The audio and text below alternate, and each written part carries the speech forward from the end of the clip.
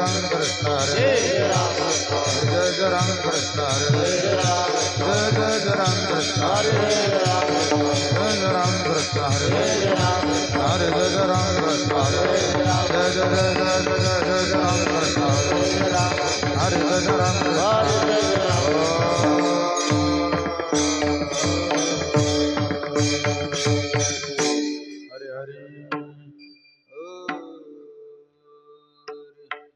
रूप पाहता लोचने रूप पाहता लोचने रूप पाहता लोचने रूप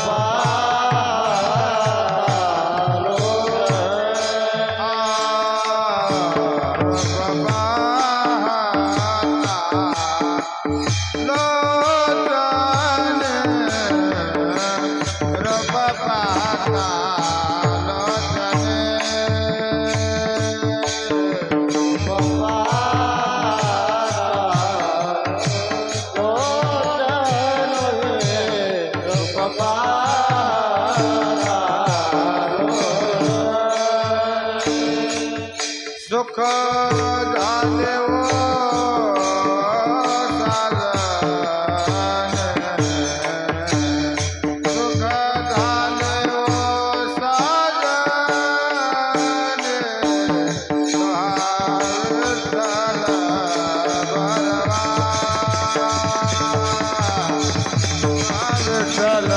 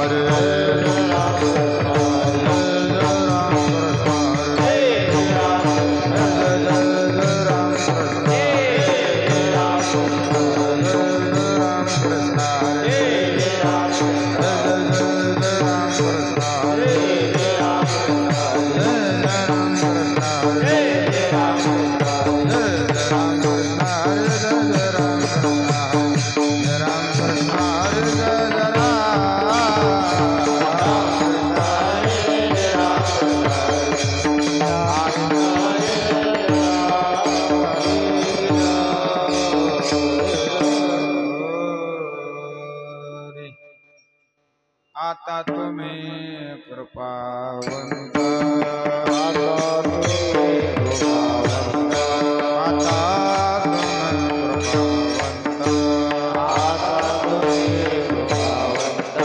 साधु संत जीवलागा साधु संत जीवलागा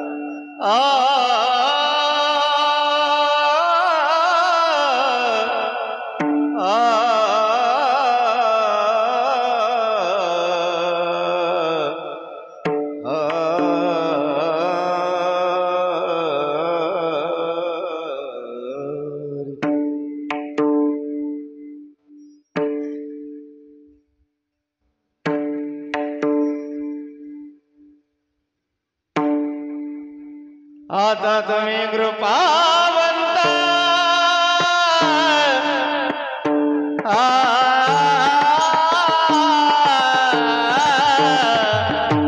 आता तुम्ही कृपावंत हो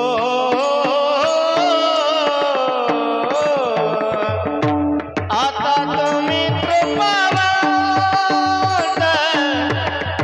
आता तुम्ही कृपावंत हो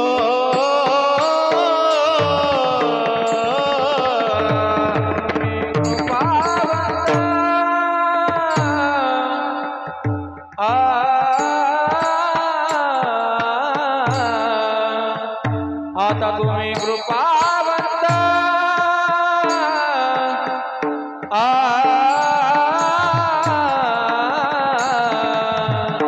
आता तुम्ही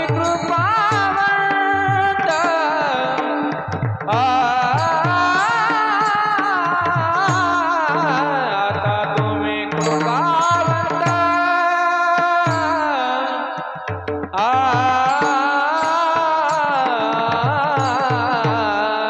आता तुम्ही कृपावंत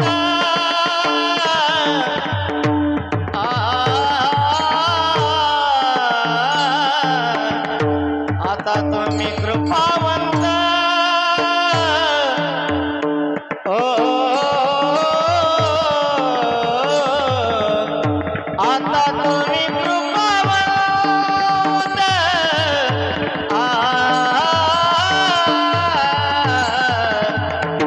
आता तुम्ही कृपावंत हो आता तुम्ही कृपावंत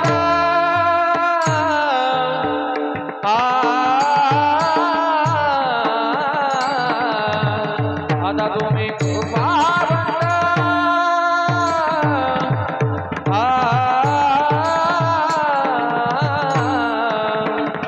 आता तुम्ही कृपावंत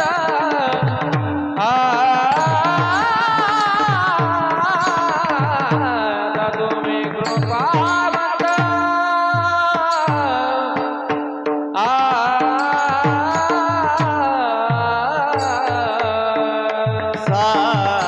साधु संत जीव लगा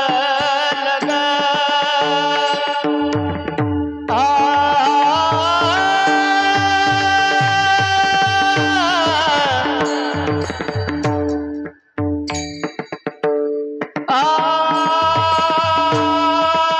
संत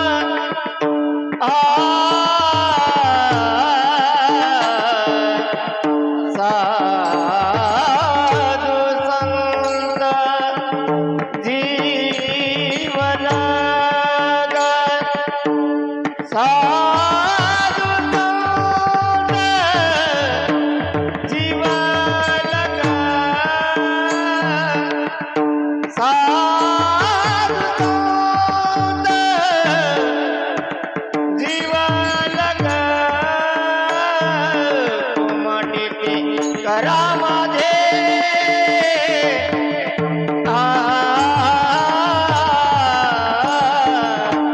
कुमटीते करामध्ये ओ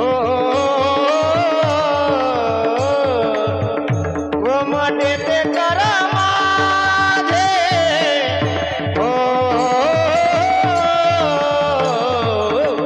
कुमटीते करामध्ये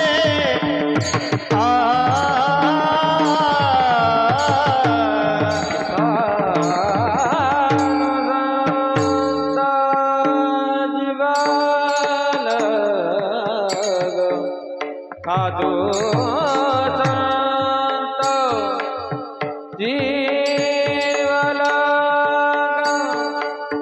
साधु संत जीवन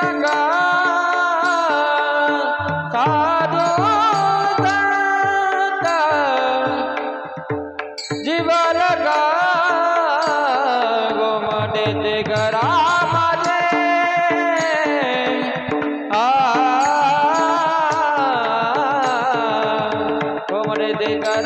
माझे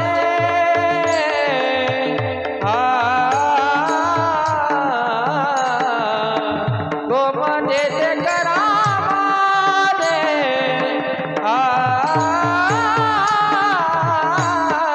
गो म्हणजे ते करा माझे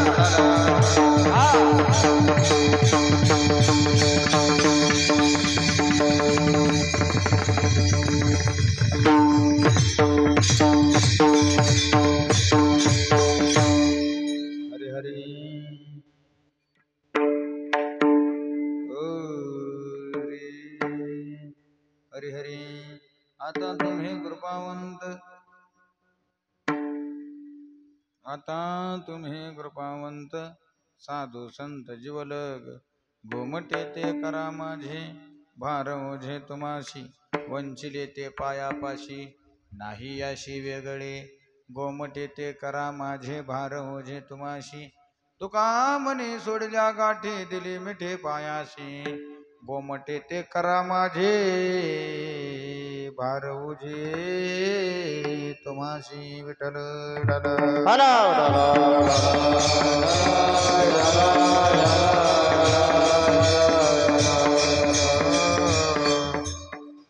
प्रल्हाद नारद पराशर पुंडरीक व्यासांबरीश शुक शौनक भीष्मदानध्यान रुक्मांगदार्जुन वशिष्ठ विभीषणादीन पुण्यामिमां परम भागवतां स्मरामि पांडुरंगा करू प्रथम नमन दुसरे चरणा संताचिया त्यांच्या कृपादाने कथेचा विस्तारू बाबाजी सद्गुरु दास तुका काय माझी वाणी मानेल संतांशी रंजवू चित्ताशी आपुलिया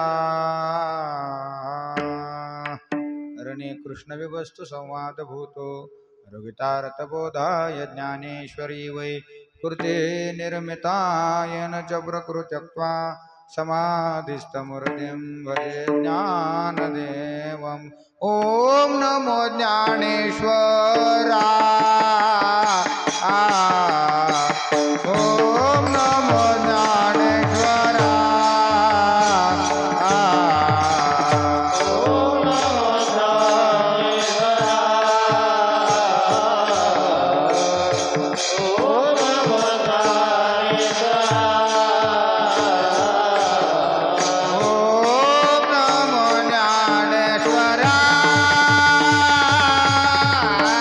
Oh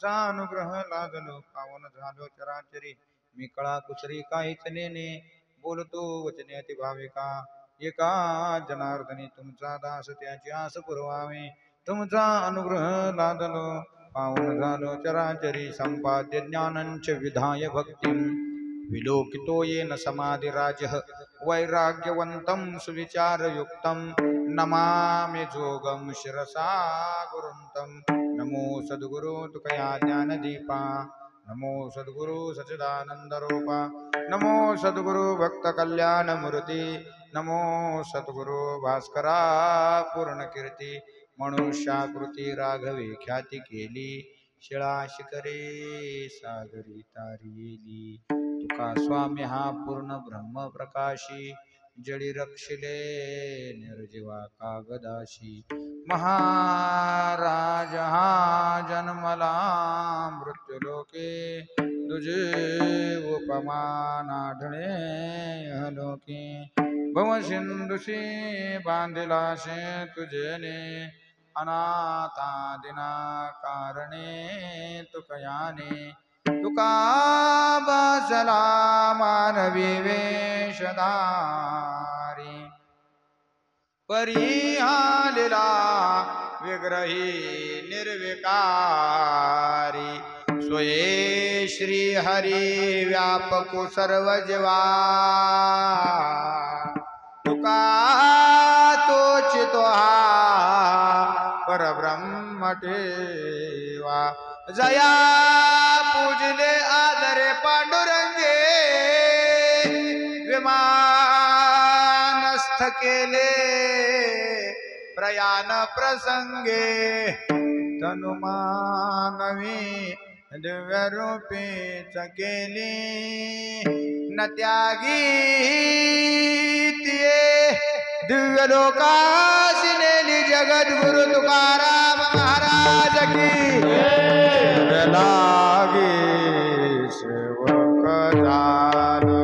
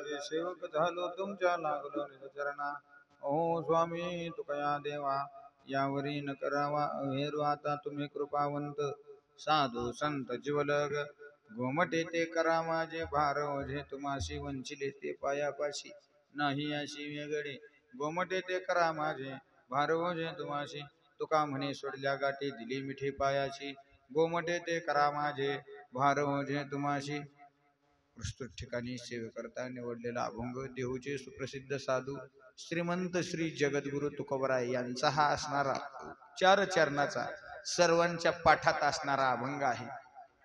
हा अभंग रोज आपण काकड्यामध्ये पहिल्या वेळेमध्ये म्हणत असतो आणि तसा हा गाथ्यामध्ये असणारा अभंग संतपर प्रकरणातील आहे. संत महात्म्यांचं वर्णन करून त्यांच्याकडे याचना प्रार्थना व्यक्त करणारा अभंग आहे. विठ्ठल विठ्ठल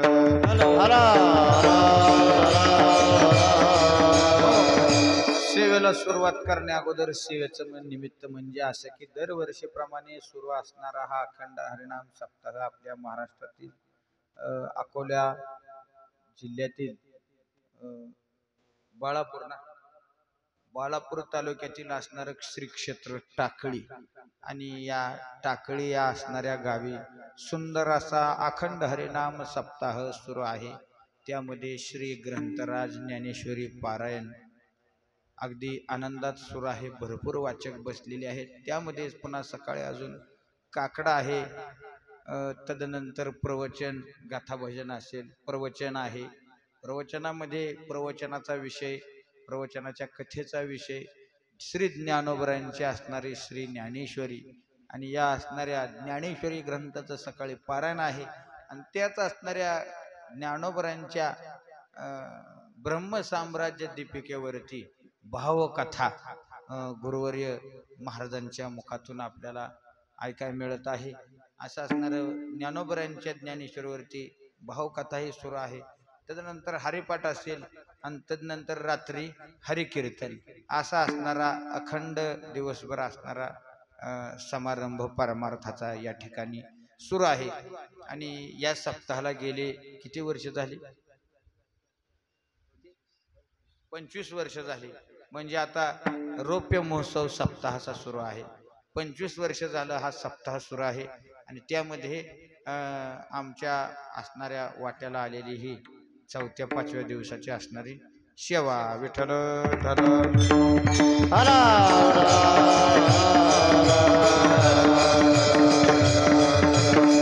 हो, वारकरी संप्रदायामध्ये संत महात्म्यांची आपल्याला इतकी मोठी कामगिरी पाहायला मिळेल की या असणाऱ्या वारकरी संप्रदायाची धुरा आपल्या संत महात्म्यांनी सांभाळलेली आहे.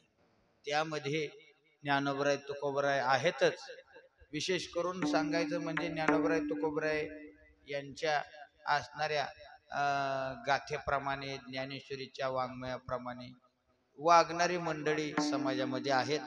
आणि संत महात्म्यांनी विचारधारा समाजाला घालून दिलेली आहे की कशा पद्धतीनं माणसाने परमार्थ करावा.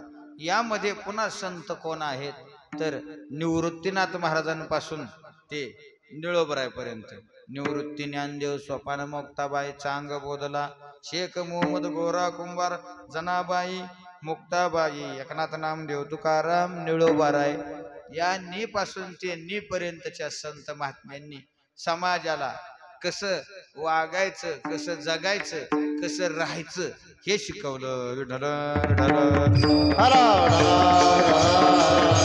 हो, वारकरी संप्रदाय हा संत महात्म्यांच्या विचाराने चालणारा संप्रदाय आहे. वारकरी संप्रदायामध्ये अनेक दिंड्या असतील, अनेक फड असतील, अनेक पद्धतीचे गड असतील, वेगवेगळ्या पद्धतीनं आपापल्या पद्धतीनं जिकडं तिकडं परमार्थाची विभागणी झालेली आहे. त्या पद्धतीनं नियमावली प्रत्येकाची वेगळे वेगळे आहे. फडाचे नियम वेगळे, गडकऱ्यांचे नियम वेगळे, पुन्हा अजून दिंडीवाल्यांचे नियम वेगळे, काही गावामध्ये असणारे संस्थानिकांचे नियम वेगळे. परंतु हे नियम जरी असले तरी ज्ञानोबराय तुकोबरायच्या विचाराला धरूनच आहेत. या दिंडीचा नियम वेगळा, त्या फडाचा नियम वेगळा, या असणाऱ्या संस्थांचा नियम वेगळा, त्या संस्थांचा नियम वेगळा.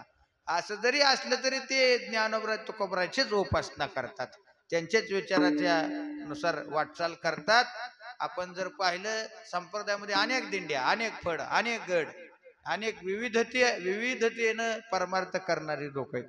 परंतु गुरुवर्य बंडतात्या कराडकर सांगतात की हा संप्रदाय हा विविधतेत एकता साधणारा संप्रदाय आहे. विविध गट आहेत, विविध दिंडे आहेत, विविध फड आहेत, विविध संस्थान आहेत, परंतु काय विचार करतात, कुणाचं नामचिंतन करतात? ज्ञानोबा तुकाराम, ज्ञानोबा तुकाराम, ज्ञानोबा तुकाराम, ज्ञानोबा तुकाराम,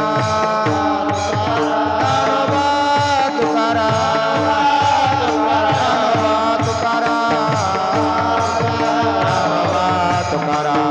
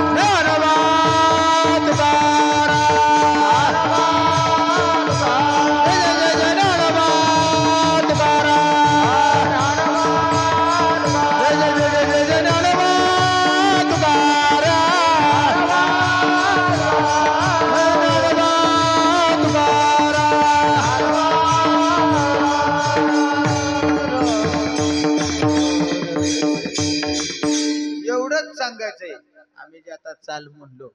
नामदेवरायांचे वंश परंपरागत असणारे वंशज, नामदेवरायांचे वंशज 13 वंशज केशव महाराज नामदास, गुरुरे केशव महाराज नामदास.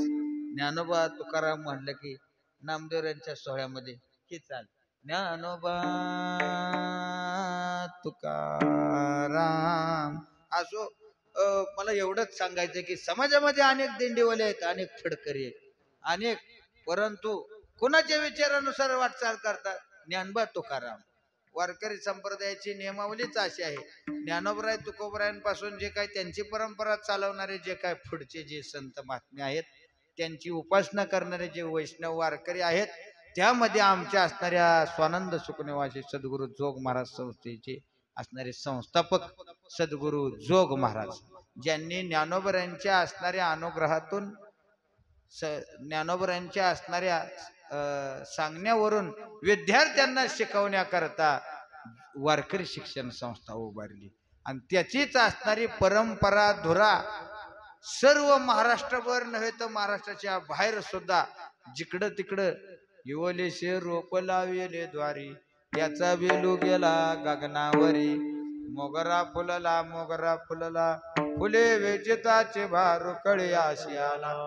या असणारी ज्ञानोबराय तुकोबरायची परंपरा जोग महाराज संस्थेच्या माध्यमातून पुढं त्या असणाऱ्या संस्थेमध्ये झालेले सर्व जे काय वीर वैष्णव असणारे 4 खांब मारुतीबुवा गुरव, लक्ष्मणबुवा इगतपुरीकर, अजून असणारे बंकट स्वामी महाराज, अजून असणारे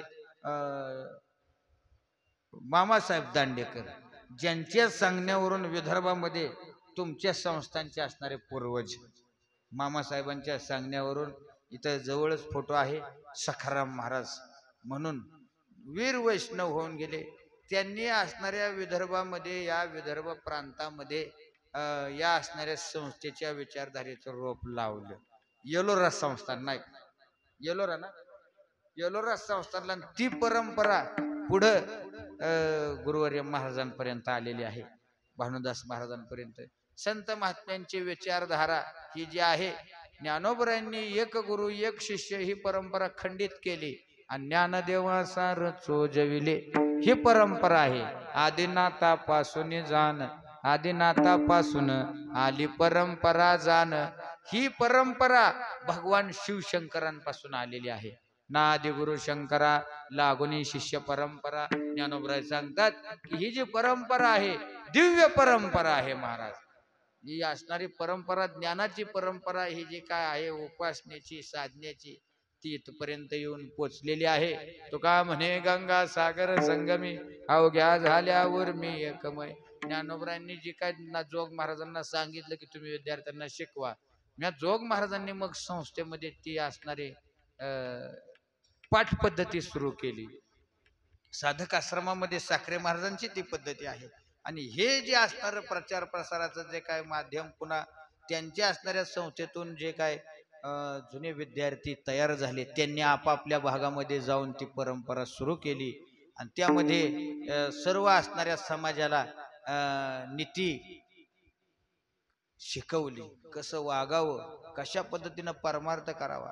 ज्ञानोबराय तुकोबरायांनी परमार्थाचे काय नियम घालून दिलेले आहेत ते त्या पद्धतीनं जिकडं तिकडं त्या पद्धतीनं सुरू आहेत. मग ते संस्थांच्या माध्यमातून असतील, दिंडीच्या माध्यमातून असतील, मग ते काय एखाद्या गडाच्या माध्यमातून असेल. असे काही मराठवाड्यामध्ये गड आहेत, विदर्भामध्ये काही संस्थान आहेत, काही दिंडीवली आहेत. त्यातले त्यात विदर्भामध्ये अनेक संत महात्मे होऊन गेले. आमच्या जोग महाराज वारकरी शिक्षण संस्थेमध्ये विशेष करून जर पाहिलं तर तिन्ही देव असण्यासारखे गुरुवर्य मारुती बुवा कुरेकर आपल्याला पाठात सांगायचे. बाबा म्हटले की मारुती अमृत महाराज नरखेडकर, रामचंद्र बुवा नरखेडकर नागपूरकर, आणि त्या ठिकाणी असे काही अनेक संत महात्मे. नरखेड नावाचं गाव आहे नागपूर जिल्ह्यात, आणि नरखेडला मारुती अमृत महाराज नरखेडकर, बरोबर ना. अजून दुसरं जर सांगायचं म्हटलं तर वैद्य बाबा आणि तिसरे बोधे बाबा. तीन महात्मे, तिन्ही देव जैसे परब्रह्मी जेठसे. या पद्धतीनं हे वारकरी संप्रदायामध्ये आले.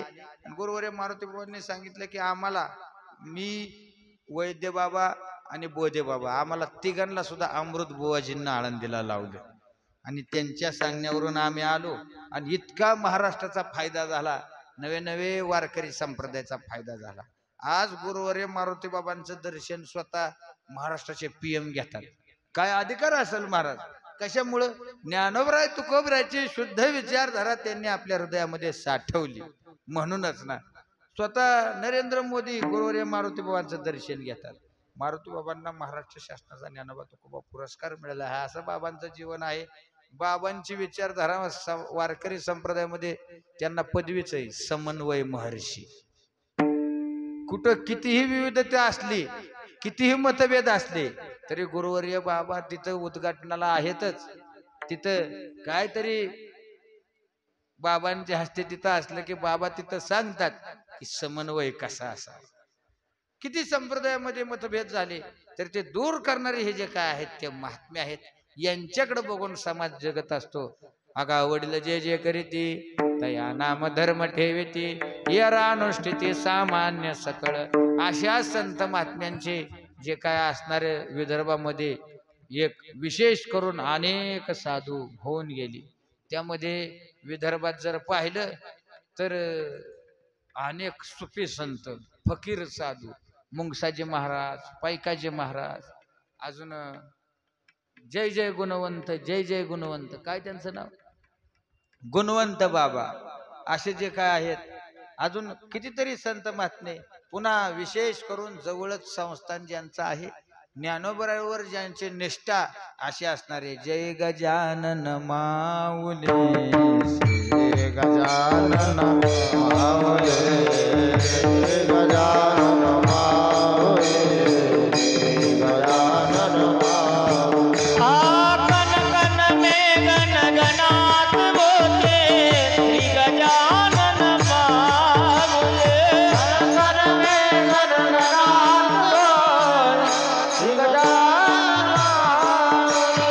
हे गजानन माऊली, श्री गजानन माऊली.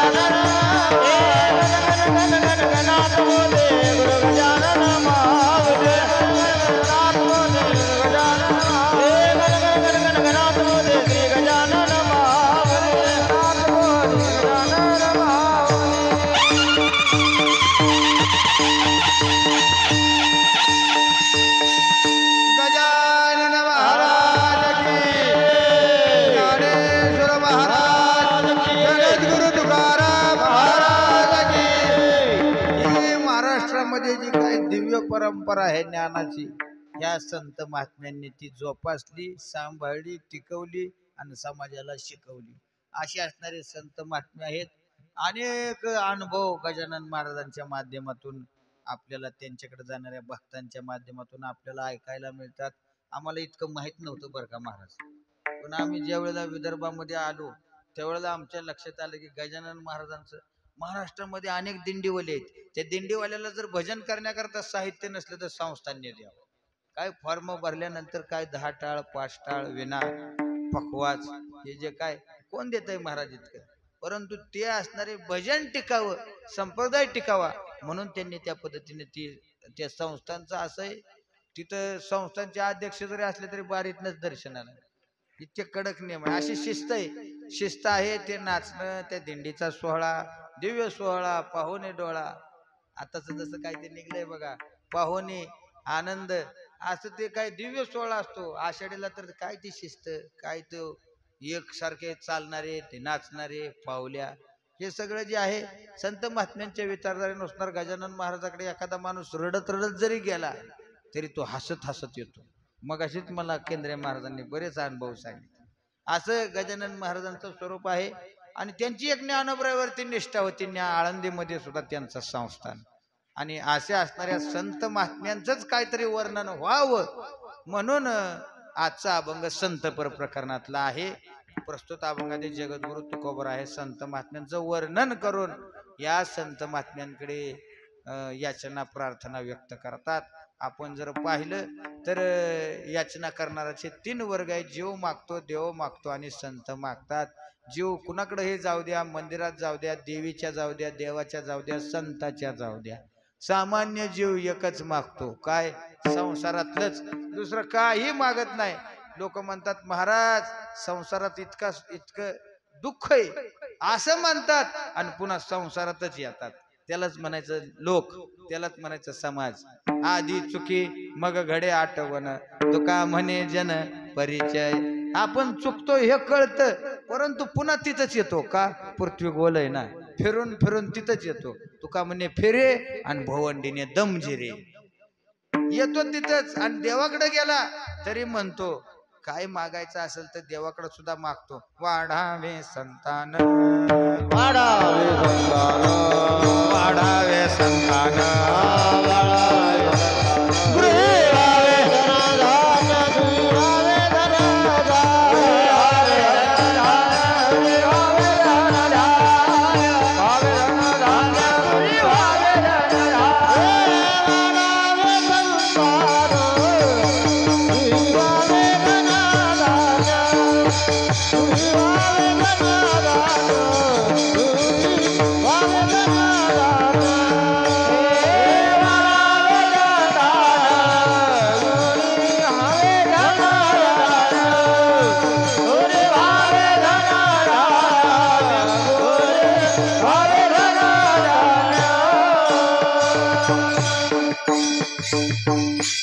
समाजातील लोक म्हणजे सांसारिक लोक. सांसारिक त्याला म्हणायचं. तुका म्हणे नाही निरसला देह तोवरे अवघे संसारिक. लग्न करणे म्हणजे संसार नाही. देहाविषयी आसक्ती जरी असली तरी तो संसारिकच आहे. मी देह, मी देह, मी देह. देहाविषयी त्याला जर काय जर आसक्ती असेल तर मला एवढं सांगायचंय. लोक काय मागतात, देवाकडे जाऊ द्या, संताकडे जाऊ द्या, देवीच्या मंदिरात जाऊ द्या, कुणाच्या मंदिरात जाऊ द्या, कुठेही जाऊ द्या, देवा माझं कल्याण कर. काय? माझ्या घरात धनधान्य दौलत प्राप्त होऊ दे, माझ्या घरी आता जर कापसाला चांगला दर येऊ दे, अशीच मागणी करणारे लोक आहेत. पुन्हा म्हणतात आता इतका कापूस या वर्षी निघाला आणि त्याच्या दुप्पट दुसऱ्या वर्षी निघू दे. मागून मागून काय? वाढावे संतान, संतान प्राप्ती होऊ दे. वंश नाही आमच्या कुळाला, वंशवृद्धीच जाऊ दे, संतान प्राप्ती होऊ दे. वाढावे संतान, गृही व्हावे धनधान्य. धन, मला माझ्या मुलाला चांगली नोकरी लागू दे, मुलीला चांगली नोकरी लागू दे, माझ्या जमिनीत चांगलं उत्पन्न येऊ दे. वाढावे संतान, गृही व्हावे धनधान्य. दुसरं काही मागत नाही महाराज. सांसारिक जीवाची मागणी काय असते, याचना काय असते, त्याला सांसारिक मनुष्याला किंवा मनुष्याला सामान्य जीवाला फक्त चांगलं खावं चांगलं ल्यावं वाटतं महाराज. ल्यावे खावे बरे असावे सदैव हेचे करे हवा संसार हेचे करे हवा संसार. ल्यावे खावे बरे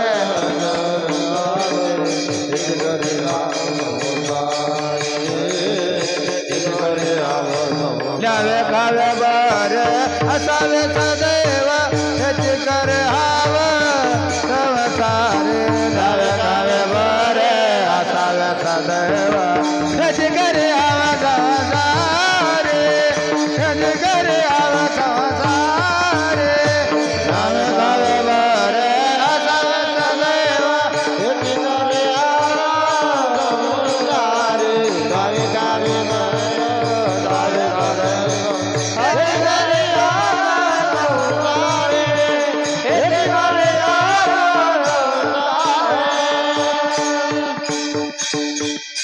हेच करी हाव संसारी.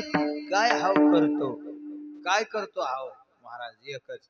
ल्यावे चांगलं लेण्याकरता असावं, चांगलं खाण्याकरता असावं. बर्व त्याला वावग वेगळं असं काय त्याला पटत नाही. चांगलं ल्यावं महाराज. लग्न कुणाचंही असू द्या, कुणाच्याही घरी मोठा कार्यक्रम असू द्या, त्याला वाटतं मला नवे कपडे असावेत, नवे कपडे असावेत. आणि महाराज इतके कपडे आहेत लोकांना, इतके कपडे आहेत, कितीतरी कपडे आहेत महाराज. 365 दिवसाचे 365 ड्रेस असतात महाराज. परंतु त्याला देण्याची दुसऱ्या कोणाला भावना होत नाही हो. ल्यावे बरोबर का प्रमाणाला जे प्रमाणात महाराजांनी जे सांगितलंय चरणात त्याचं विश्लेषण करतोय. ल्याव बर्व त्याला इतके कपडे असतात. पूर्वीच्या काळामध्ये कपडे जास्त नसायचे. घरात 3 भाव असले तर 3 भावात एखादा शर्ट राहायचा. कुठतरी कोणाचा समारंभ असला तर मग तोच एकाने घालून जायचा, नाही तर लोक फक्त धोतर घालायचे. असं पूर्वीचा काळ होता तो. आताचा काळ प्रगतीची पहाट फुटलेली आहे, प्रगती झालेली आहे. आणि त्या ठिकाणी किती कपडे बर 365 ड्रेस जाऊ द्या, त्याच्या अलीकडे या महिन्याचे 30 ड्रेस असणारे लोक आहेत आता पाहायला मिळतात. त्याच्या अलीकडे या 7 दिवसाचे 7 रंग, सप्तरंग. मनुष्य जितका रंगीत संगीत झालाय की त्याला प्रत्येक दिवसाचा वेगळा वेगळा रंग. गुरुवारचा रंग शनिवारी चालत नाही, शनिवारचा रविवारी चालत नाही, रविवारचा सोमवारी चालत नाही. नाही नाही आज वेगळा आहे, असावा कलर असावा. परंतु जरा सौम्य कलरचे वस्त्र घालावे. तो भडक भडक कलरचे वस्त्र मनुष्यानं घालू नये. शुद्ध सात्विक पोशाख जर कोणता असेल तर आपला असणारा सुती असणारे वस्त्र, त्यामध्ये पुन्हा कलर सुद्धा पसंत पडणारे असावेत का नाही खरे सांगा.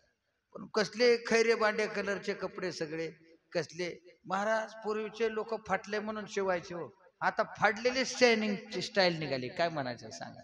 फाडलेलेच कमरेपासून खाली फाटलेले, गुडघ्यापासून खाली फाटलेले, जणू काय कुत्र्यानं कोण त्याला भो भो भो भो करून भोंकून त्याचे कपडे फाडलेत का काय, अशी स्टाईल निघली हो.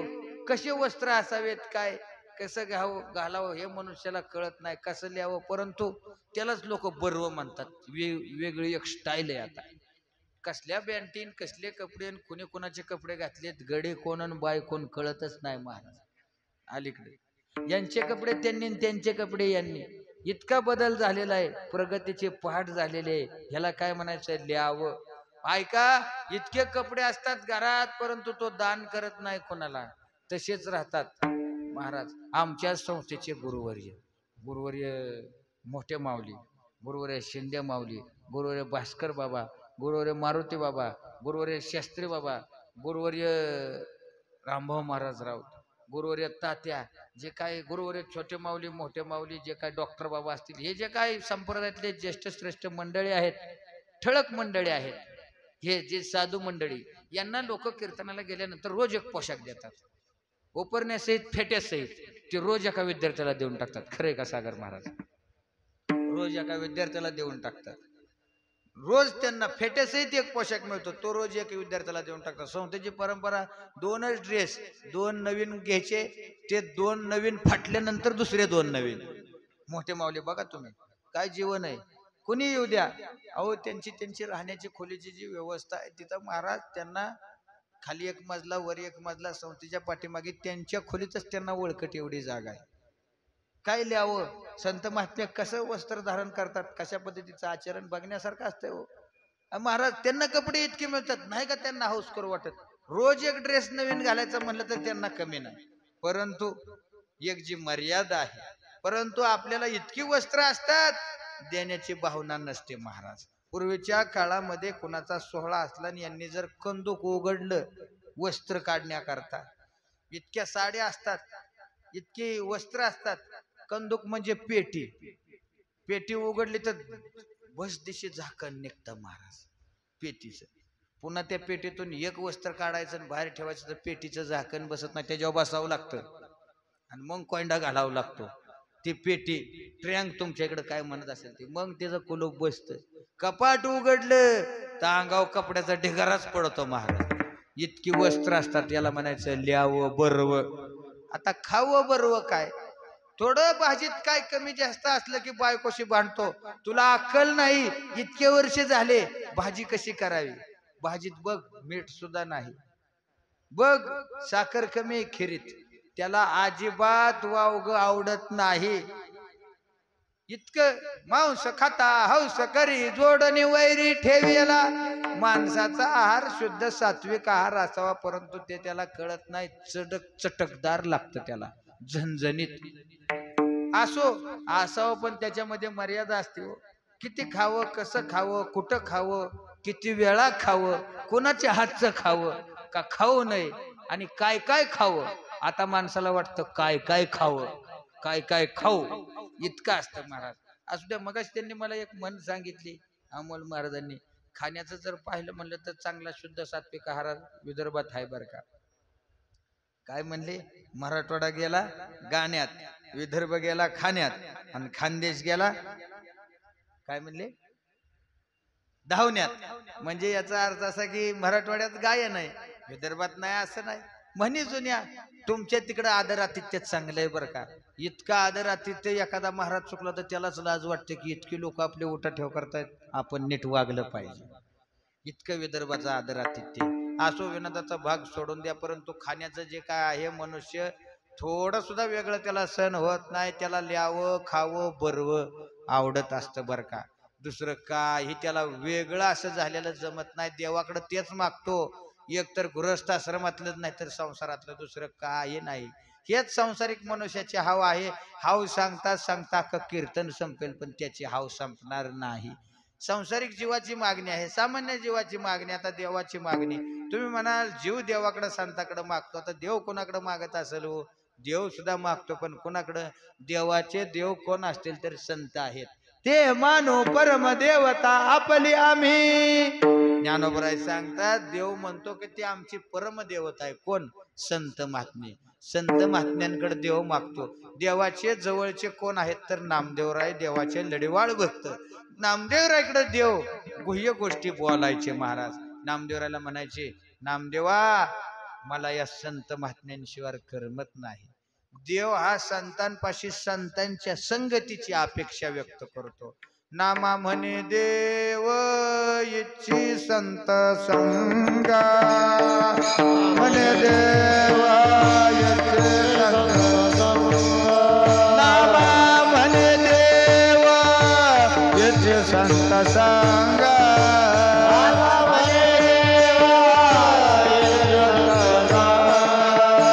आम्हा जीवाला जन्म जाण, आम्हा जीवाला जन्म जाण, आम्हा जीवाला आम्हा जीवाला जन्म जाण. नामा म्हणे देवा येथे संत सांगा,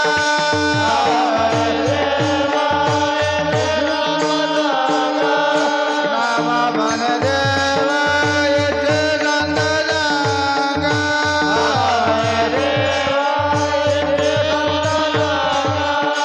आम्हा जीवाला जन्म जाण, आम्हा जीवाला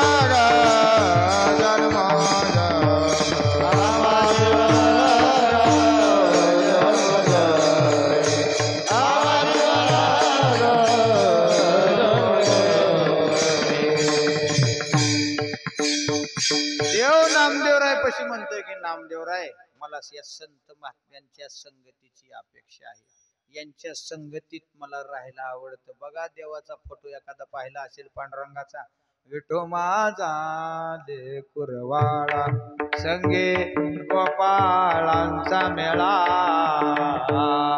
देवाच्या खांद्यावर कोण आहे बघा, एखादा जुना फोटो पाहिला असेल, खांद्यावर कोण, कमरेवर कोण, चोखा कळंगरी धरी वगैरे वगैरे किती वर्णन आहे.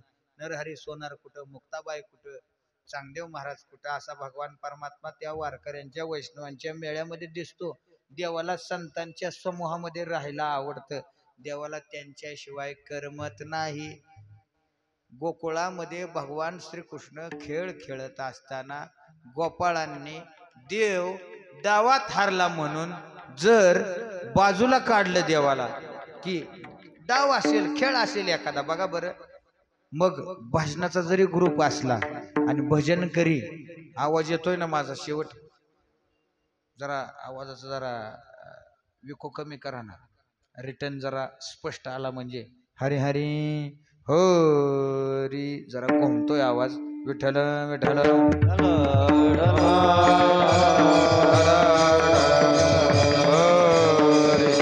हरी. मला एवढंच सांगायचं. हा बरोबर आहे की भगवान परमात्मा हा गोपाळांच्या मेळ्यामध्ये राहायला त्याला आवडतं. बघा भजनकऱ्यांचा ग्रुप असेल, खुरपाय जाणाऱ्या महिलांचा ग्रुप असेल, कामावर जाणाऱ्या महिलांचा ग्रुप, गड्यांचा ग्रुप असेल, कामगारांचा असेल, त्या ग्रुप मधून जर त्यांना निवडून काढलं तर करमत नाही. का? त्या गटात राहण्याची, समूहात राहण्याची त्यांना सवय लागलेली असते. भजनकरी एका गावात 2-2 भजनाच्या पार्ट्या असतात, 3 असतात, 4 असतात, असू द्या, पण भजन करण्याकरताच असतात हो. परंतु त्या भजनाच्या ग्रुपमधून त्यांना बाजूला काढलं, दुसऱ्या ग्रुपमध्ये गेल्यानंतर करमत नाही. का? सवय लागलेली असते हो, त्यांच्याशिवाय करमत नाही. त्याला एखाद्याने भजन करत असताना भजनात म्हणलं, ए तुझा स्वर लागत नाही म्हणू नको, त्याला माहित असतं हा आपल्याला रागावून बोलतोय, परंतु याला आपल्याला यावं म्हणून त्याला कळकळ आहे, असं ज्याला वाटतं तोच भजन शिकतो महाराज. एखाद्याने म्हणलं ना, ए तुला वाजवा येत नाही नको वाजवू, याचा अर्थ नीट वाजव. तुला म्हणा येत नाही नको म्हणू, नीट तरी टाळ वाजव, नाही तर टाळ ठेवून दे. असं कोणी म्हणलं तरी कधी टाळ ठेवून देऊ नये. खरे का बच्चे मंडळ? खरे म्हणतोय बार का, कधी टाळ गळ्यातनं काढून ठेवू नये. का? आपल्याला यावं म्हणून त्यांच्या मनामध्ये तसा भाव असतो महाराज. परंतु असंच एखादा रागावून गेला तर तिकडे गेला तर त्याला त्यांच्याशिवाय करमत नाही. का? त्यांच्यामध्ये सतत रोज त्यांच्यामध्ये बसायची सवय लागलेली असते. पाराव बसणारी मंडळी, एखादा महाराज गेला तर त्याला त्या पाराव बसणाऱ्या मंडळींना करमत नाही. आमच्या ग्रुपमधला रामभाऊ श्यामभाऊ गेला, खेद करतात महाराज. का? त्या असणाऱ्या संगतीत त्यांच्या राहायची सवय लागलेली असते. तसा भगवान परमात्मा हा बघा, खुरपाय जाणाऱ्या महिला, कामावर जाणाऱ्या गडी, यांना त्यांच्या ग्रुपमधून वेगळं झालं तर करमत नाही. का? सवय लागलेली असते. तुमच्या भाषेत तुम्हाला उदाहरण पटवून सांगितले. आता या इकडं देवाकडं, देव गोपाळांसोबत विविध खेळ खेळायचे. विटी दांडू चेंडू लगोरी नाना परी, खेळ मांडियेला यमुनेच्या तरी गाई गोपाळ सवंगडे वना, असं सगळं खेळ खेळ खेळत असताना देव हारला म्हणून त्या खेळातून जर देवाला निवडून काढलं तर देव गोपाळांना म्हणायचं, गोपाळांनो मला का तुम्ही बाजूला काढता, मला तुमच्याशिवाय करमत नाही, नका मला बाजूला काढू. देवाला माहित होतं आपण हारलोय, परंतु संगती त्या गोपाळांची लागली होती. देव गोपाळांना म्हणायचा, काकुलती तो हरे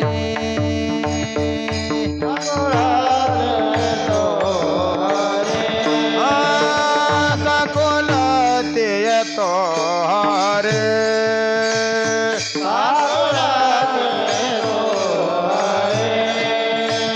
क्षणभर निवडता तुमची मज लागले सय, तुमची मज लागले सय, क्षणभर निवडता तुमची मज लागले सय, तुमची मज लागले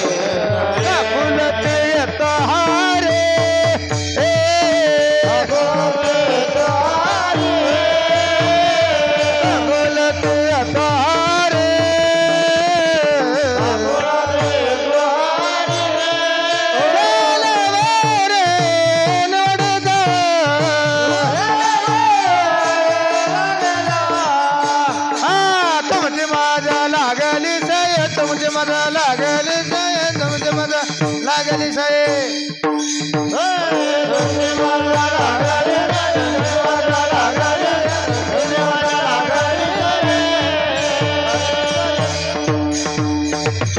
देव गोपाळांना म्हणायचा तुमची मला सवय लागलेली आहे, तुमच्याशिवाय करमत नाही. स्वतः देव नामदेवराला म्हणतात देव गुज सांगे पंढरीशी यारे प्रेम सुख घ्या रे नाम माझे. देव नामदेवराला म्हणतात की काय करा, वैष्णवाला म्हणाव तुम्ही पंढरपूरला या. का? देवाला वैष्णवांच्या संगतीशिवाय करमत नाही. वैष्णवा संगती सुख वाटे जीवा आणि कमी देवा. गायनाचे ओढे मनाचे आनंदे लाज भय शंका तुका म्हणे आता आम्हा जगदीशी. चांगली गाथा पाठवले लोक आहे तिथे चांगले. असो विनोदाचा भाग सोडून द्या. मला एवढं म्हणायचं देवाला वैष्णवाशिवाय करमत नाही. आषाढी देव संतांनी सर्व संत महात्मे संसारिक बर का. ज्ञानोबराय सुद्धा म्हणतात, ज्ञानोबराय म्हणतात अवघात संसार सुखाचा करी नाही. संसाराला विरोध केला नाही त्यांनी. तुकोबराय गृहस्थी, नाथ महाराज गृहस्थी, कान्होबा पाठक गृहस्थी, संत रोहिदास महाराज गृहस्थी, कबीर महाराज गृहस्थी, नामदेवराय गृहस्थी, नाथ महाराज गृहस्थी, संत चोखोबराय गृहस्थी. यांनी सांगितलं नाही संसार करू नका, संसार करा, परंतु संसार करत असताना संसारात गुंतू नका. संसारी असावे आसो नि नसावे किंवा जेवी जळा आत पद्मपत्र. कमळाच्या पानाला जसं पाणी लागत नाही तसं संसार आपल्या मनात नसावा. आपण संसारात असावं परंतु संसार आपल्यात नसावा. संकल्पावे माया संसाराची. ऐका, संत महात्मे म्हणतात संसार करावो, करा परंतु सुखाने करा. परंतु आषाढी कार्तिकीला तरी तुम्ही काय करा, पंढरपूरला या. आषाढी कार्तिकी देव म्हणतोय, संतांनी तेच सांगितलं, सुखे करावा संसार तुकोबराय म्हणतात. न संडावे दोन्ही वार दया क्षमा घर चोजवित येतील. 2 वार म्हणजे आषाढी आणि कार्तिकी विसरू नका. आणि तेच देव म्हणतात आषाढी कार्तिकी विसरू नका माझा.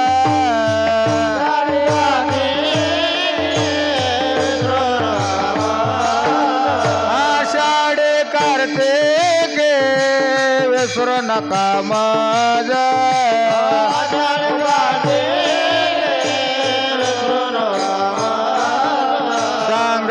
तसे गोज पांडुरंग सांगत तसे गोज पांडुरंग.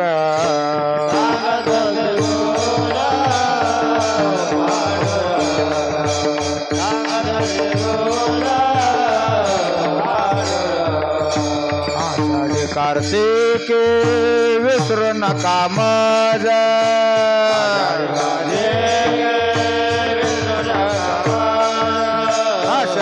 कार्तिकी विसरू नका माझा.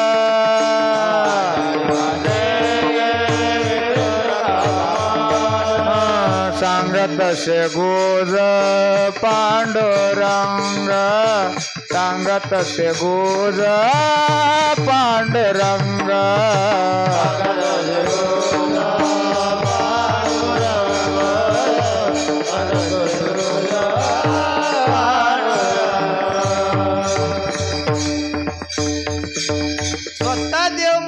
आषाढी कार्तिकीला तुम्ही मला विसरू नका. आता आषाढीची वारी जवळ आलेली. आषाढीला आपण देवाकडे गेलं पाहिजे. महाराज नाचत जाऊ त्याच्या गावारे खेळया सुख देईल विसावारे. काय त्या वैष्णवांचा आनंद असतो. देव स्वतः म्हणतात की तुम्ही या. वाट पाहे बाई निडणी ठेवून आहात. काय काकड्याचे चाले आहेत महाराज. पंढरीचे वाटे दृष्टी लागले शे चित्त कैता देख्यान माझा माय बाप. त्या भोपाळीच्या चालीमध्ये काय अर्थ आहे. योगिया दुर्लभ तुम्या देखीला साजनी पाहता पाहता मनान पुरधनी. तुझ सवे आम्ही आणू सरल आवळा माझे चित्त तुझे पाये राहे अस करे काहे. धरोने आबाई बवहा तारे दातारा वाट पाहे गाये बघा मूळ कागा केलवाना केलो देनाचा देन जळो माझे कर्म वाया गेले कटक जळो दोती ते उपजवे ते अंतराय न सांगता तुम्हा कळो येते अंतर तुझं सवे आम्ही अनुसरलो आबळ कामेनेले जतने दे आम्हाला कोमुख आता कोटे दावे मान तुझं चरण देखलिया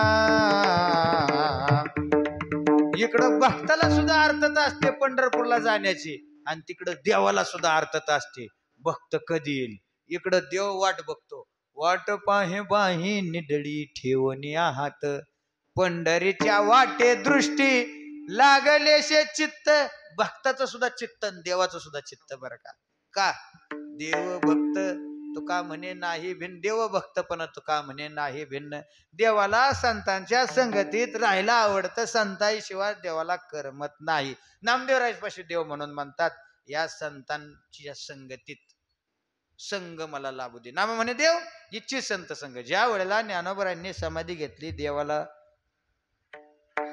ज्ञानोबराचा विरह सण होत नव्हता उद्धवाच्या जवळ देव म्हणायला लागले पांडुरंग परमात्मा उद्धवा ते म्हणे पांडुरंग या सज्जनाचा न व्हावा वियोग हृदय होत दोन्ही भाग जाना अंतरंग तुम्ही माझे उद्धवा ज्ञानोबराचा विरह मला सहन होईना का सतत त्यांच्या संगतीत राहिल्यामुळे नामदेवराय ज्या वेळेला तीर्थयात्रेला गेले त्यावेळेला देवाला करमत नव्हतं ते तीर्थयात्रेला लावायलाच तयार नव्हते याचा अर्थ असा की देवाला संतांची संगती आवडते देव संतांच्या संगतीची अपेक्षा संतांच्या जवळ करतात आता संत कोणापाशी मागतात संत देवापाशी मागतात आणि संत देवमान्य संतांपाशी मागतात संत देवापाशी मागितलं तर परमार्थातलंच मागतात संतापाशी मागितलं तर परमार्थातलंच मागतात काय मागतात कोणी संत भेटला तर एकच म्हणतात पाया पडते हो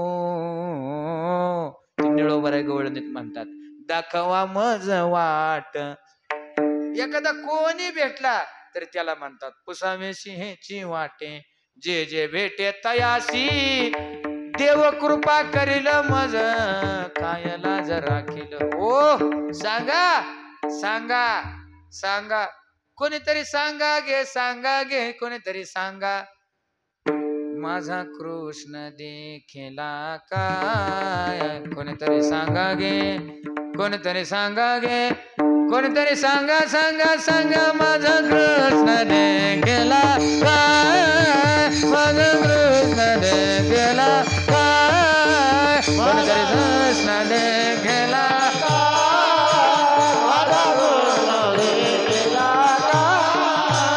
कोणीतरी सांगा गे कोणीतरी सांगा गे कोणीतरी सांगा सांगा सांगा हो गवळण म्हणते काय सांगा आली ये धावती धावती भेट होईल मोन पळत आले घरातनं ऐकोनी वेणूचा नाद आली तो नाद कुठं होता आणि त्या ठिकाणी त्या आवाजाच्या दिशेनं पळायला लागली आली धावती धावती भेट होईल मुन तवती टळली वेळ माझा हरला शिना आता काय करू सांगा ओ मज भेटेल कैसा लावती उशीर बहुवडती ओढा सांभाळता सांगा सांग दुःख पावले पिढा आता काय करू सांगा ओ मज भेटेल कैसा संत महात्म्यांची साधकाची भूमिका मनातली सुप्त इच्छाच एक देव कधी भेटेल तो का म्हणे चिंता वाटे कोण भेटे कोणे गावी आहे कोणे गावी आहे सांगा विठ्ठल सांगा विठ्ठल कोणे गावी आहे कोणे गावी आहे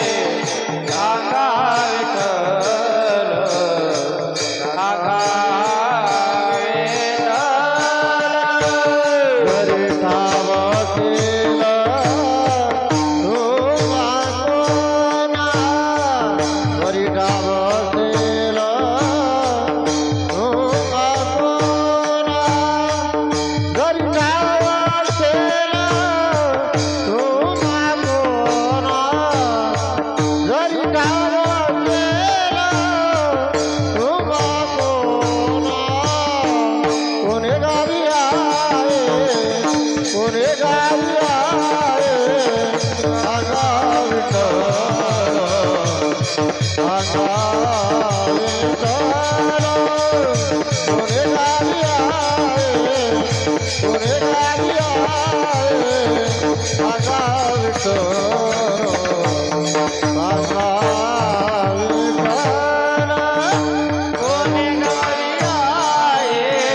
कोणे गावी आहे सांगा विठ्ठल सांगा विठ्ठल कोणे गावी आहे कोणे गावी आहे सांगा विठ्ठल सांगा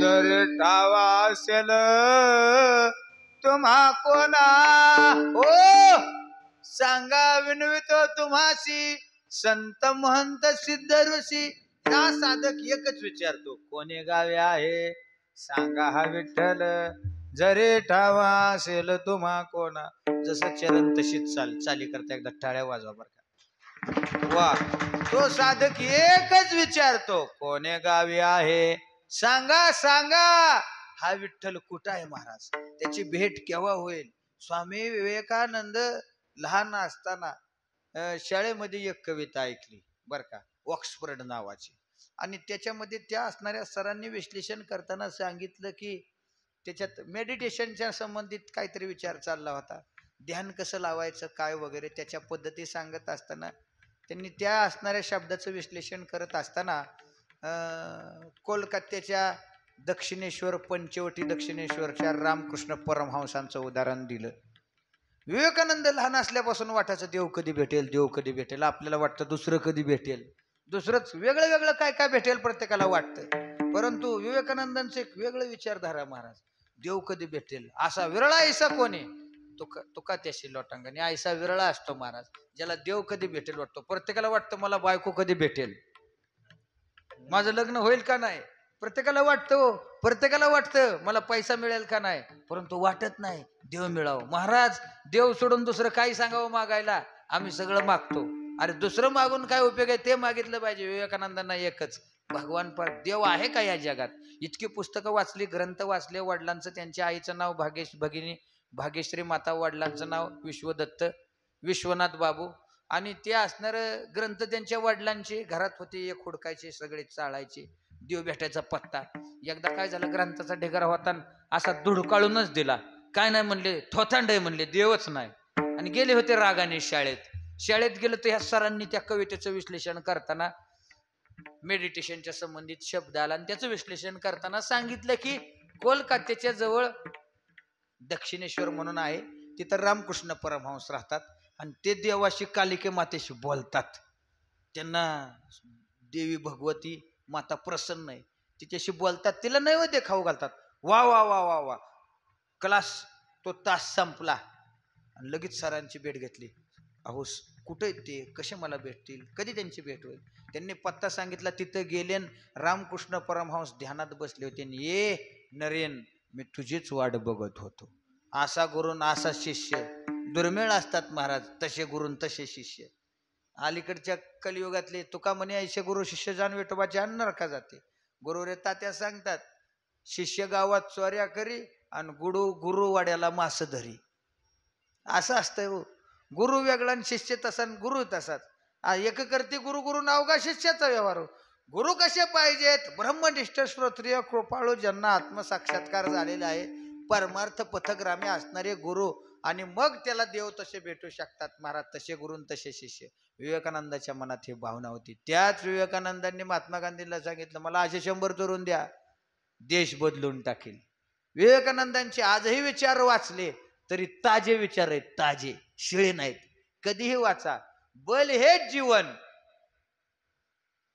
दुर्बलता म्हणजेच मृत्यू काय शब्द आहेत महाराज झणझणीत शब्द विचारधारा तशी शुद्ध ताजे विचार वाटतात मरके विचार नाही ज्ञानोबा तुकोबराचे संत महात्म्यांचे विचार ताजेत ज्यांचं ऐकलं मनापासून वाचलं मनापासून ऐकलं विश्वास ठेवला तर मनात ठसतच पण वाचतंय कोण ऐका त्या साधकाला एकच वाटतं देव कधी भेटेल ऐशी चिंता करी काय मी उद्धार पावेन काय कृपा करील नारायण.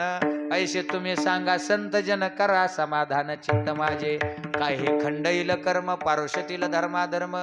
पूर्ण अभंग पहा. त्या अभंगाचं शेवटचं चरण त्या साधकाला रात्रंदिवस ही चिंता. तुका म्हणे चिंता वाटे तशी. ऐशी चिंता करी सदा सर्व काळ. रात्रंदिवस हे चितळमळ. तुका म्हणे नाही आपुले बळ. जेणे फळ पावेन निश्चयशी. परंतु असे देव कधी भेटतील. संत संतापाशी मागतात. देव कधी भेटतील, संत कधी भेटतील.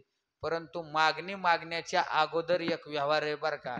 ज्याच्या मागायचं याचना करायची त्याचं वर्णन करावं लागतं.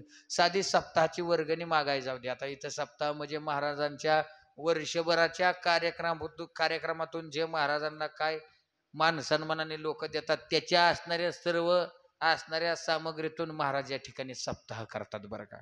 महाराजांचं कौतुक आहे. विशेष करून बरेच महाराज मंडळी वर्षभराचं गोळा करून ठेवतात, परंतु हे गोळा केलेले ह्या सप्त्यात वाटतात. महाराजांचं विशेष आहे. आणि जे काय असेल ते त्यांचा संग्रहच नाही. महाराज इतकं मोठं सगळं असून त्यांचं वर्णन कुणी कराय मला सांगितलं नाही, परंतु मी आल्यापासून डोळ्याने पाहिलं. असं गुरुवर्य मोठे माऊलींसारखं महाराजांचं जीवन आहे. ज्ञानेश्वरींच्या ज्ञानोबरांच्या ज्ञानेश्वरीवर निष्ठा आहे. परंपरा सुद्धा आमच्या संस्थेचीच असणारी बंकट स्वामींचे असणारे चांगले राम महाराज मेहुणकर होते, सखाराम महाराज होते. आणि त्या परंपरेनुसार ज्ञानोबरांच्या सोहळ्यामध्ये आमच्या गावाच्या जवळच बरड गाव आहे, तिथं भोई समाज दिंडीची फरताळ दिंडीची सेवा होती. ते सखाराम महाराज आणि त्यांचे असणाऱ्या परंपरेतले तुकाराम महाराज बरोबर ना. तुकाराम महाराज बरोबर ना. तुकाराम महाराज त्यांच्याच असणाऱ्या आशीर्वादानं सप्ताह सुरून त्यांचेच असणारे अनुग्रहित महाराज आहेत. त्यांचं गोड असं कीर्तन बरडला ज्ञानोबरांपुढं होतं. ते महाराजांवर त्या पद्धतीनं सर्व संस्कार परमार्थाचे आहेत. आणि महाराज या ठिकाणी सप्ताह करायचं म्हटलं की सगळं ते वाटतात. मला एवढंच सांगायचं आहे, सप्ताह म्हणलं की देणगी लागते. सोपा खेळ नाही महाराज. नोहे एकल्याचा खेळ म्हणून मेळ मिळविला असं आहे सगळं महाराज. देणगी मागाय सप्ताहाचे बाहेर गावात गेलं तर देणगी ज्याच्याकडे मागायचं त्याचं वर्णन करावं लागतं. दादा पाटील, नागा पाटील, वा वा वा वा वा, तुम्ही म्हणजे तुम्हीच. काय तुमचे वडील होते, काय तुमचे आजोबा होते. अख्ख्या दिवसाची पंगत तुमच्या आजोबाच घालायची. मग तो म्हणतो नाश्त्याला पैसे घ्या. असं असतंय हो. वर्णन करावं लागतं. साधे सप्ताहाची वर्गणी मागायची म्हटलं तरी जगद्गुरु तुकोबारांनी हाच नियम डोक्यात धरला महाराज. कोणाकडं मागायचं असलं तर त्याचं वर्णन करावं लागतं. एक सुभाषित आहे, सुंदर सुभाषित आहे. कुणी कुणाचं वर्णन करायचं आणि कुणी कुणाचं करायचं ना एवढं सांगतो ना अभंगात येतो. ऐका. गुरुचं आणि संतांचं, श्री गुरूंचं, संतांचं आणि देवाचं वर्णन त्यांच्या समोर करावं. पत्नीचं वर्णन तिच्या समोर करू नये. खरा मित्र खऱ्या मित्राचं वर्णन तोंडावर करत नाही. भावाचं वर्णन त्याच्या तोंडावर करू नये. दासाचं वर्णन, सेवकाचं वर्णन त्याच्या असणाऱ्या तोंडावर करू नये. गुरुचं आणि संतांचंच वर्णन त्यांच्या तोंडावर करावं. ऐका.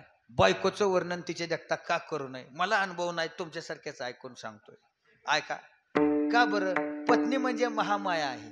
तिचं वर्णन केलं की महाराज संत वाङ्मयामध्ये अनेक प्रमाण आहेत. पत्नी राखावी जैशी दाशी, लाड देतात ती अशी, वाटा पावे कर्माचा. एवढंच सांगितलंय. गुज बोलावे संताशी. पत्नी राखावी जैशी दाशी, लाड देतात ती अशी, वाटा पावे कर्माचा. तुम्ही गुह्य गोष्ट पत्नीला सांगितली की ती म्हणते तुला म्हणून सांगते, गावाला येडा. सांगू नाही. काय गोष्टी यांना सांगायच्या नसतात आणि यांना सांगायच्या नसतात. आता त्या काय ते कीर्तन झाल्यावर सांगतो. ऐका ऐका.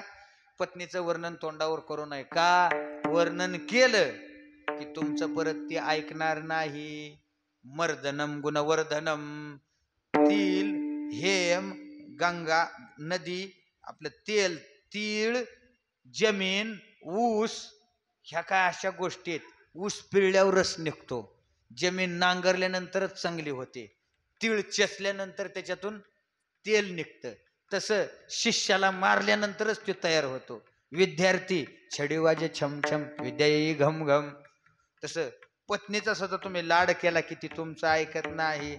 मर्दनम गुणवर्धनम सुभाषित आहे, विस्तार करत नाही. ऐका. मनातलं सांगू नये. पत्नीचं वर्णन आणि तुम्ही यांचं वर्णन तोंडावर करू नये. ऐका ऐका ऐका. मला एवढं सांगायचं की वर्णन का करू नये. शास्त्र सांगताय, मी सांगत नाही. शास्त्रकाराला जाऊन विचारा. पत्नीचं वर्णन तोंडावर करू नये. भावाचं वर्णन भावकडी तोंडावर करत नाही. भावकीचं वर्णन तोंडावर करत नाही कधी. शेजारच्या पाशी करते. अहो आमचे भाऊबंद किती चांगले आहेत, आम्ही लग्नाला जायचं म्हणलं, कोणाच्या बाहेर जायचं म्हणलं तर सगळे आमची गुरंढोरं सांभाळतात. भावकीचं वर्णन तोंडाव केलेलं खरं नसतं, बाहेर केलेलं खरं असतं. खरा मित्र खऱ्या मित्राचं वर्णन तोंडाव करत नाही. वा वा वा वा वा रामभाऊ, तू म्हणजे तूच. तुझ्यासारखा मित्र वनव्यामध्ये गारव्यासारखा.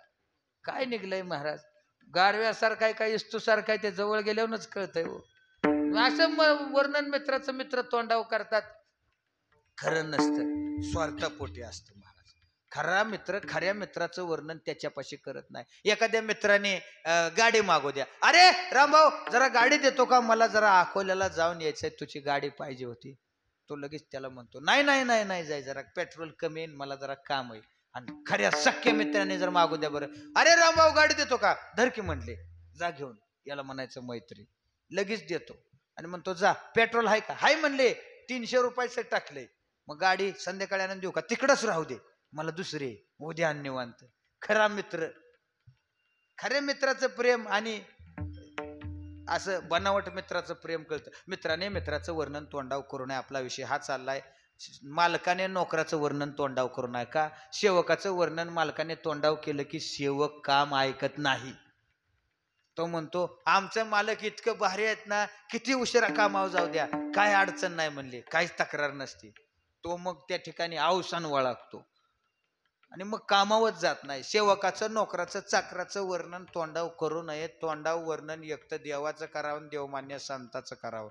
ज्ञानोबरांच्या पुढे असे निवृत्तीनाथ महाराज बसलेले, तर ज्ञानोबरा म्हणतात आता कृपा भांडवल सोडी, भरी माधे मतीची पोतडी, करी ज्ञानपज्ञ जोडी थोरा माते.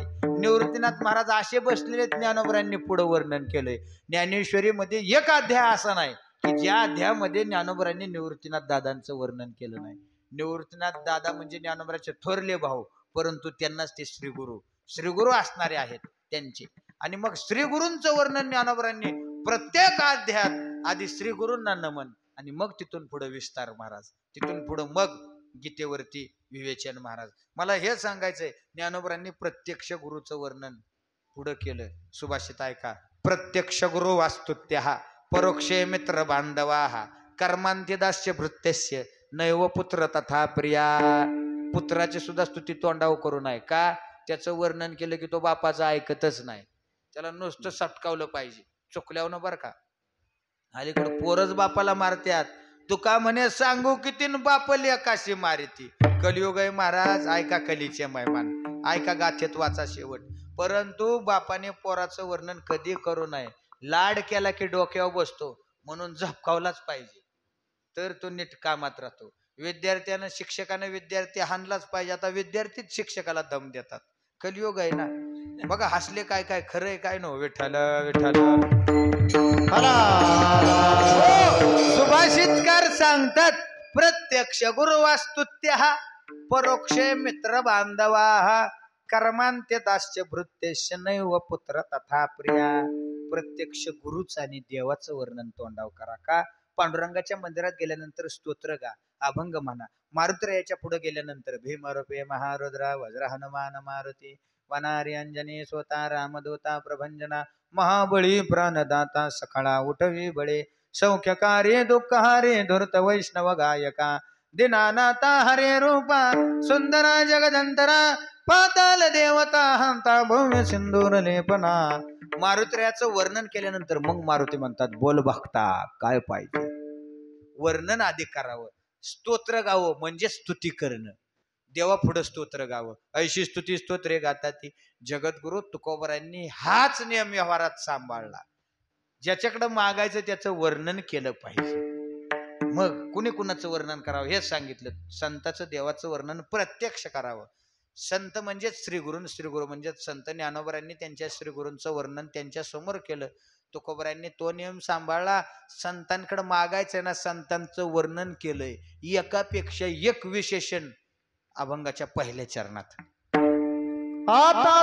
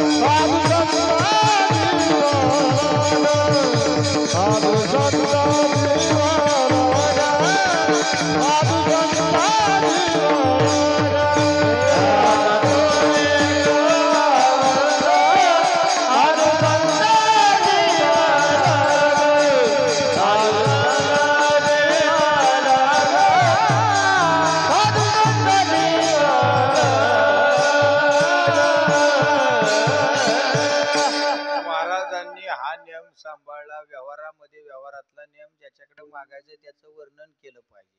जगद्गुरु तुकोबराय याचना प्रार्थना व्यक्त करतात, मागणी मागतात की मागणी मागण्याच्या अगोदर काय ज्याच्याकडे मागायचं त्याचं वर्णन करतात, संत महात्म्यांचं वर्णन करतात. एक विशेषण दिले, त्याच्यापेक्षा विशेष वर्णन करणारं पुढचं विशेषण, त्याच्यापेक्षा पुढचं विशेषण. आता तुम्ही कृपावंत, हे पहिलं विशेषण. दुसरं साधू, तिसरं संत, चौथं जीवलग. तुम्ही कसे आहात? कृपावंत. संत महात्म्यासारखं कृपावंत जगाच्या पाठीवर दुसरं कोण नाही.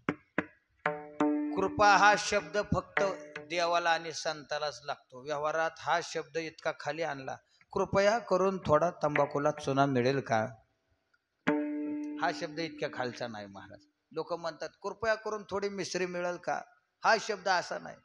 लोक हा शब्द कुठे वापरायचा नाही हो. कृपा हा शब्द फक्त देवाच करता आणि संत करतात. कृपा कृपा म्हणजे काय? भागवतामध्ये ओवे, कृपेशी स्वतंत्र जन्म नाही, कृपा उपजे तो साधू पाही. ज्यांची कृपा ही फक्त साधूच्या ठिकाणीच उत्पन्न होते आणि मूर्तिमंत कृपा म्हणजे साधूच, संत किंवा श्री गुरु. ऐका, ज्या वेळेला महाभारतीय युद्ध सुरू होतं, देवाने अर्जुनाला सांगितलं, अर्जुना घे बाण आणि मार म्हणले द्रोणाचार्यांना. अर्जुनाने म्हटलं नाही देवा. का? खरं प्रेम म्हणजे बायको नाही बर का, खरं मूर्तिमंत प्रेम म्हणजे आईचं. ऐका, द्रोणाचार्याच्या मुखातली ओवी ज्ञानोबराय वर्णन करतात. उशीर होऊ द्या, उदाहरण बघा, तुम्ही रात्री कुठं गेला, उशीर होऊ द्या घरी यायला. घरी आल्यानंतर जर दार वाजवा, बायकोने किंवा आईने दार उघडलं तर आई म्हणते पोरा जेवला कर, जेवलाय का नाही, जेवून घ्या. आणि बायको म्हणते कुठं गेलता, किती उशीर झालाय, इतके उशीर असतं का, अगं कीर्तन उशिरा सुटली. बरोबर, काय त्या महाराजाला काम नव्हतं का काय, इतका उशीर कुठं बसलाय, अशी पत्नी बोलते. आणि आई काय म्हणते जेवलाय का. आई तन बायकोत हे फरक आहे महाराज.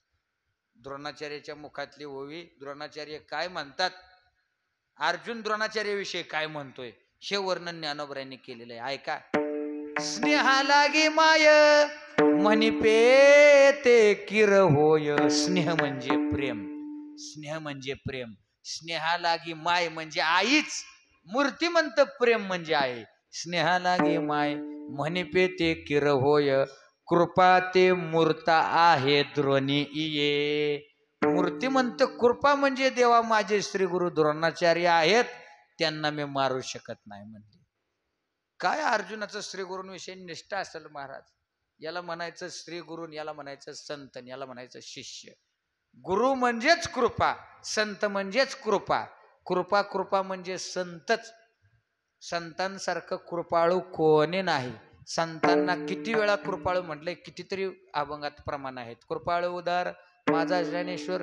कृपाळू म्हणजे कृपेनं युक्त, मायाळू म्हणजे मायेनं युक्त, दयाळू म्हणजे दयानं युक्त, भुकाळू म्हणजे भुकेनं युक्त. भुकाळू, दयाळू, कृपाळू, कनवाळू, स्नेहाळू, मायाळू, कोण पायाळू, असं कितीतरी पाहिलं येतं. कृपावंत, ज्ञानवंत, धनवंत, कीर्तिवंत, तसं कृपावंत. संत महात्मे तुम्ही कसे आहात? कृपावंत आहात, कृपेचे सागर आहात. संत महात्मे कसे आहेत? आता कृपा भांडवल सोडी, मग अशी ओवी झाली. संत कृपेचे सागर असतात, सुखाचे सागर असतात. आता तुम्ही कृपावंत किंवा तुम्ही संत माय बाप कृपावंत, कायमी पतित कीर्तिवान, तुका म्हणे संत तुम्ही बहु कृपावंत. असे संत महात्मे कृपाळू आहेत. कृपाळू सज्जन तुम्ही संत जन, एवढे कृपादान तुमचे मज, आठवण तुम्ही द्यावे पांडुरंगा. संत महात्मे कृपाळू आहेत, ज्ञानोबराय कृपाळू आहेत. कृपाळू उदार माझा ज्ञानेश्वर, तया नमस्कार वारंवार. असे ज्ञानोबराय आहेत महाराज कृपाळू. संत महात्मे कृपाळू असतात. संत महात्मे कृपा करतात. नेत्रकृपा, हस्तकृपा, वाङ्मय कृपा, असे संत महात्मे. नेत्रकृपा कोणावर केली? ज्ञानोबर गावबावरती नाथ महाराजांनी कृपा केली. गावबा गुळ खायला येणारा त्यानं रामायण लिहिलं महाराज. संतांची कृपा, रेड्यावरती कृपा, रेड्यामुखी वेद बोलविला, भिंतीवरती कृपा, हस्तकृपा आहे, आलिंगन कृपा आहे, आलिंगन घडे, मोक्ष सायुज्यता जोडे. हस्तकृपा, निळोबरांच्या डोक्यावर जगद्गुरु तुकोबरांनी हात ठेविला मस्तकी, देवने प्रसाद केले चुकी, माझी वाढविली मती, गुणवर्णा वया स्फूर्ती. संत महात्मे कृपावंत आहेत. पुढचं विशेषण साधू, ज्यांनी साधूतले तो साधू. बर का, सहा म्हणजे काय? हातपाय कान नाक डोळे हे असं नाही. सहा म्हणजे शत्रू, षडविकार, काम क्रोध मद मत्सर दंभ अहंकार झोडी, अखंड परमानंद सेवनी उभवी बुडी. वासुदेवात सांगितलंय महाराज. सुंदर वासुदेव नाथ महाराजांचा. तुम्हाला काकड्याची आवड ना आम्हाला काकड्याची आवड. सागर महाराज आम्ही यांच्या खोलीवर आम्ही असलो की काकडा करायचो, ते आमच्या खोलीवर असले की काकडा करायचो. काकडा ही साधनाचे काशे की सकाळच्या काळी ब्रह्म मुहूर्तावर देवाला जागवण्याची आहे साधना आहे महाराज. सकाळच्या पारी जे काकडा करतो त्याला आनंद वेगळाच असतो, दिवसच चांगला जातो महाराज.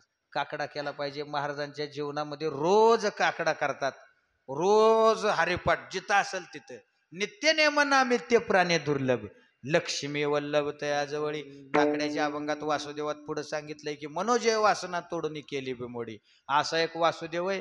तिथं सांगितलंय की ओले मृतिकेचे मंदिर, आत 6 जण उंदीर, गुंफा करिता ती पोकर, त्याचा नका करू अंगीकार गा.